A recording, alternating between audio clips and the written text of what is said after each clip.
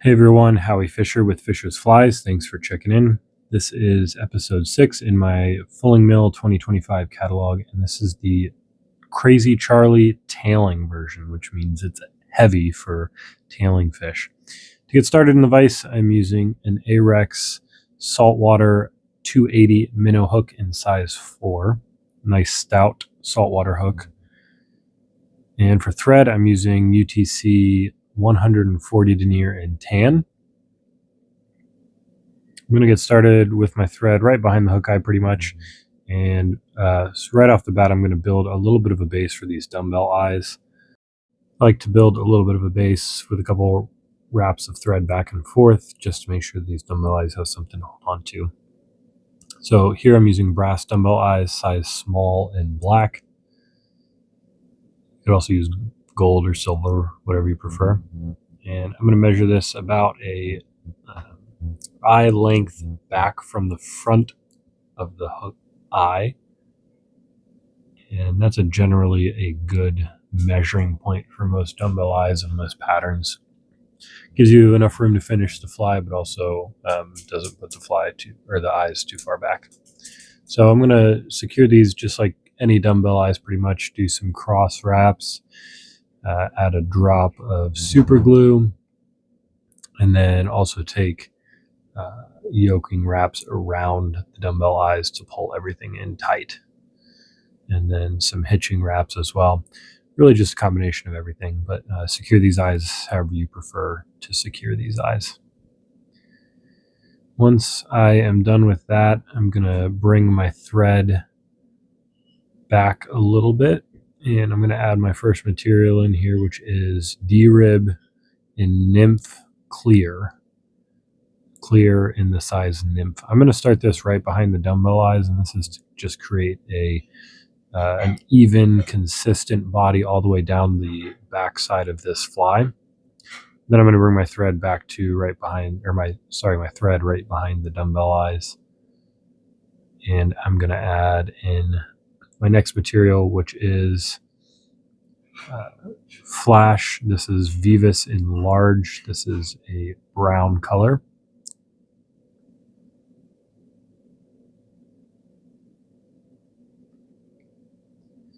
Once I have that, I'm going to go ahead and again tie it in right behind the dumbbell eyes pretty much just to create another even body again, so that once I wrap this D-rib forward, it is even. And especially D-rib, but some materials, especially D-rib, just wrap a lot better when they have an even surface. The fly doesn't need to be perfect, but if the body is even, it is just going to make your life a whole lot easier. So I'm going to wrap this tinsel forward, wrap it over top of the dumbbell eyes. Not necessary, but just something I like to do. And then snip off the excess after I tie it off. Then I'm going to take this D-rib and I'm going to wrap it forward. And what you really want to do is you want to make sure that this D-rib is wrapping with the flat side against the tinsel, against the hook shank, and it's going to give this illusion of segmentation.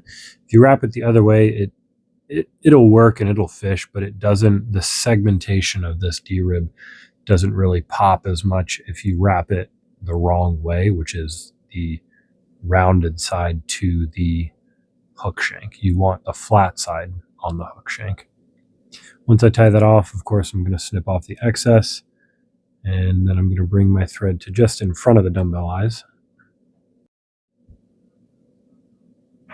Next, I'm going to grab my Krystal flash. I'm going to just use pearl here. You could use tan, of course, if you wanted, or something similar to match the color of the fly you're tying. And then I'm just going to take a single piece, fold it over, and bring it back. And this is just going to add a little bit of accent flash underwing to the wing of the fly. The wing on a Crazy Charlie typically calls for calf tail, but I'm using deer belly hair and tan here, and just to use something different. And the edge of this piece that I have specifically has some very kind of calf tail like wispy fibers, which is again why I'm using this deer belly, also because I don't have tan calf tail. So I'm using what I have. I'm going to cut a piece off. I'm going to clean it just like I normally would with deer hair, get all the short fibers out, the fuzzy under fur.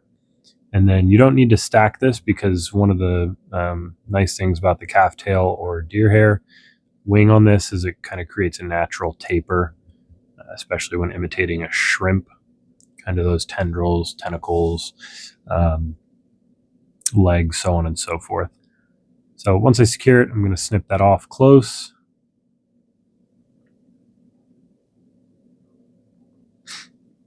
And then I'm just going to start cleaning the head up here a little bit.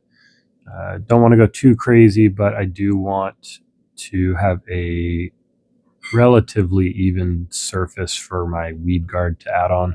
Since this is the tailing version, I am adding a 16-pound hard mono weed guard, because it's going to be sinking to the bottom to go after tailing fish, and you obviously want to keep it weed free.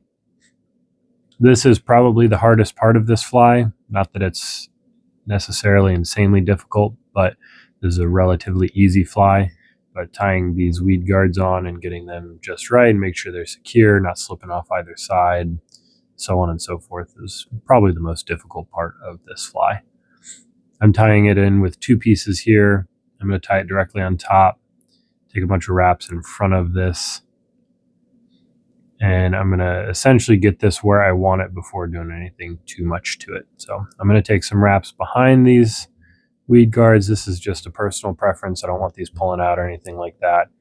Probably are okay skipping this portion of this if you want, because I'm going to soak it essentially in UV resin, which will prevent it from pulling out. I also like to take some cross wraps in between the two pieces to make sure that they kind of stay in the position that I want them in. So I'm going to take cross wraps in front, essentially behind each single weed guard, one at a time. And again, this is essentially going to help keep each piece of weed guard in the position that I want it in, which is up and in front of the hook point, to make sure that the weed guard is really doing its job and helping those weeds to pass over the hook point. But when you go to set that fly, it's allowing it obviously to bend and hook that fish. So again, once you get this positioned in a spot where you feel like is good for you, you bring your thread to right in front of the excess weed guard and then snip it off.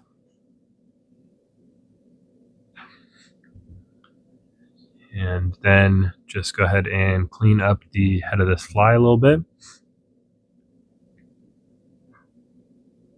And again, I'm going to coat this with Solarez Bone Dry, a pretty decent helping of it, just to really make sure that it's not going to go anywhere. They're not going to pull out or get damaged over time.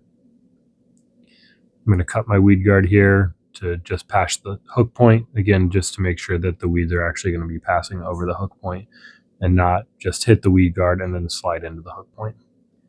And then, like I said, I'm going to just essentially slather this in UV resin for the reason, like I said, that I don't want those weed guards coming out over time as I hook a bunch of fishes.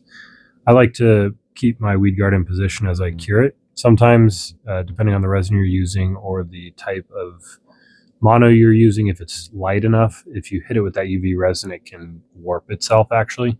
But there you are. Tie them up, fish them. Let me know what you think. Thanks.